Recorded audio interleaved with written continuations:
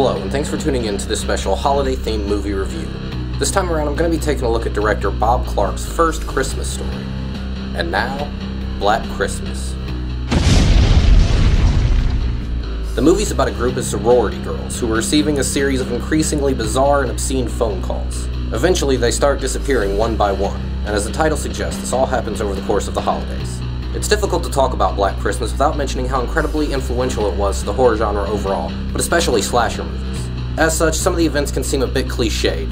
Just keep in mind that a lot of these were happening for the first time. It's also worth noting that upon release, it was critically panned.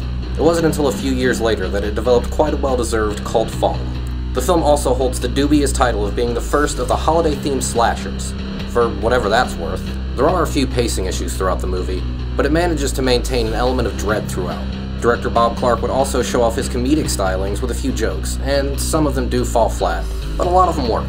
The acting is all pretty decent in the movie, no real parts stand out as being necessarily bad, and that should come as no surprise when you note the cast features two cult film legends in John Saxon and Margot Kidder. The movie's not an outright gore fest. Bob Clark wisely decided to make the kills more stylish, and it turned out for the better in my opinion.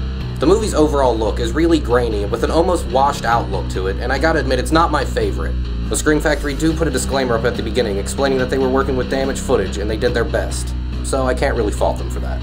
There's a really effective yet minimalist score at play, and like most other things in this movie, it's been ripped off to death by countless other horror films over the years. It's also impossible to talk about this movie without mentioning how brilliant the ending is. The last 15 minutes in general are an absolute delight to sit through.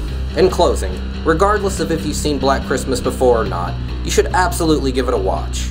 Not only is it ridiculously influential, it still holds up, and I mean hell, it's that time of year. Just ignore those two shitty remakes.